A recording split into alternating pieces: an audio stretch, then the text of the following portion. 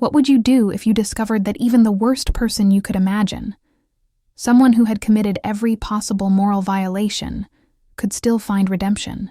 Today's story from the Shiva Purana might challenge everything you think you know about justice, mercy, and second chances. It's the tale of Devarāja, and fair warning, this isn't going to be comfortable to hear. But don't we all love a good redemption and transformation story? This story has been adapted for modern audiences, based on J.L. Shastri's English translation. As the sacred fire crackled in the forest clearing, Sage Saunaka leaned forward with curiosity burning in his eyes. The previous evening's discourse about the Shiva Purana's transformative power had left him with urgent questions. "O Sutta," Saunaka began, his voice filled with reverence, "you are truly blessed, and the most fortunate knower of the greatest truth. Out of your great compassion, you've shared this divine and wonderful teaching with us. This incredible narrative that destroys countless sins, purifies the mind, and pleases Lord Shiva.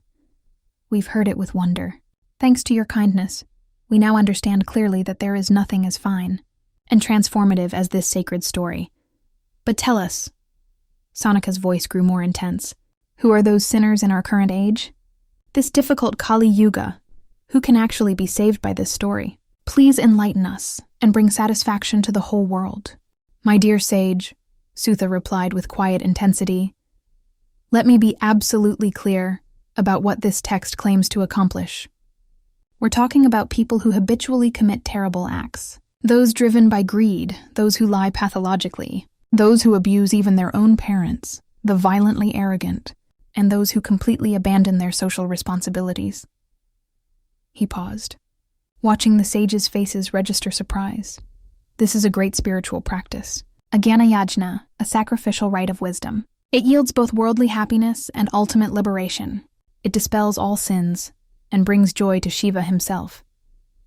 Think of the worst kinds of people, those overwhelmed by greed, those who abandon truthfulness, those who disrespect even their own parents, arrogant and violent individuals. Even they become purified by this wisdom.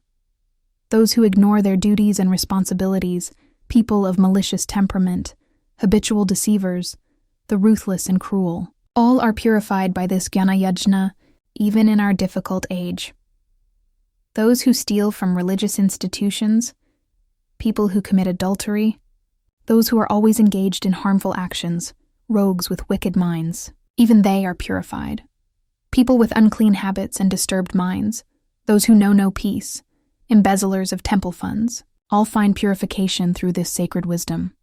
The spiritual benefit from this Purana destroys even the greatest sins, grants worldly enjoyment and salvation, and brings delight to Lord Shiva. Sutta paused, letting the promise sink in before continuing with a slight smile.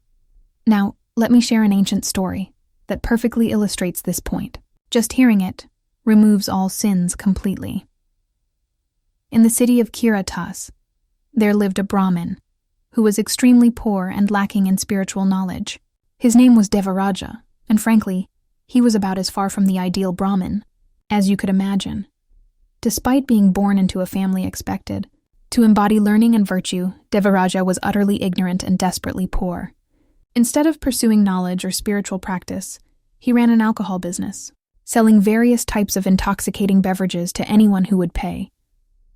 He never performed the daily prayers that were fundamental to his tradition. He didn't bother with purification rituals. His lifestyle was more like that of a merchant, and not an honest one. He was perfectly comfortable betraying the trust of others. He lived like someone purely focused on selfish reasons, with no interest in higher values or spiritual development. But this was just the beginning of his moral descent. Sutta's voice grew more serious as he continued. Devarāja harbored no moral restraint in deceiving the unsuspecting. Through violence and elaborate schemes, he systematically robbed Brahmins, warriors, merchants, laborers, anyone who had something he wanted. Through these corrupt means, he accumulated considerable wealth. But here's what made him truly despicable. Not even the smallest portion of this stolen wealth was ever used for anything good. No charity, no support for those in need, no contribution to society. Nothing. His entire life was about taking from others and hoarding for himself. One day, while going to a lake for a bath, perhaps the only ritual he still observed, Devarāja saw a courtesan named Shobhavati. The moment he laid eyes on her, he was completely overwhelmed with desire. This beautiful woman was delighted to discover that a wealthy Brahmin had become infatuated with her. Through charming conversation, she easily captured his heart completely. He decided to make her his wife, and she agreed to the arrangement. Soon they were living together, eating together, drinking together, spending every moment in each other's company like any married couple. But this relationship would become the catalyst for even darker acts. Suta's voice grew heavy with the weight of the tragedy to come. Devarāja's mother, father, and legitimate wife repeatedly tried to reason with him about this destructive relationship. They pleaded with him to abandon this path that was destroying both his reputation and his soul. Then came the night that sealed his damnation. In a fit of rage, he murdered his mother, father, and legitimate wife while they slept, stealing all their wealth. Completely enslaved by his infatuation with the courtesan, he handed over to her not only his own wealth, but also everything he had looted from his murdered family members.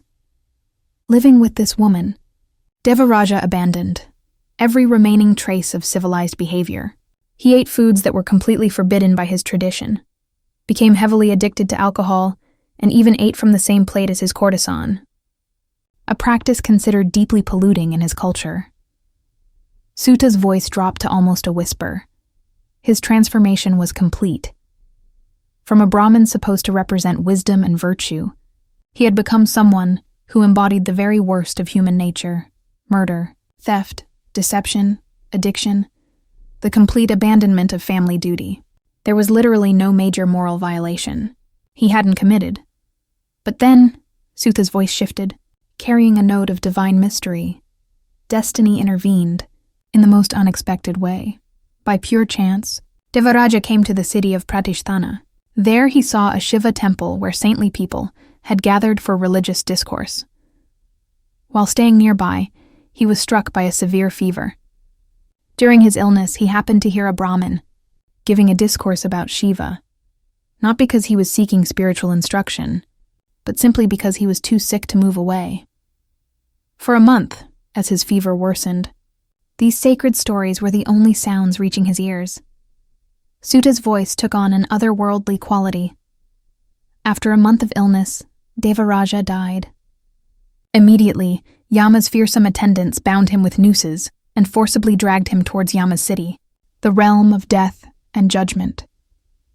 But then something extraordinary happened. Suta's voice rose with excitement as he reached the story's climax. From Shiva's celestial realm, 4 divine attendants descended like lightning. These beings were dressed in white, their bodies covered in sacred ash, wearing garlands of Rudraksha beads, carrying tridents that blazed with spiritual power. They attacked Yama's messengers with such ferocity that even these cosmic agents of justice fled in terror.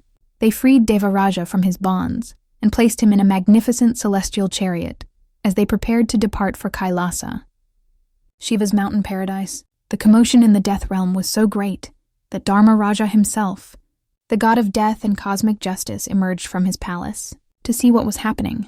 When he saw these 4 beings, who appeared to be manifestations of Rudra himself, even the cosmic judge was struck with awe and fear. He honored them according to proper protocol, but didn't dare question their actions.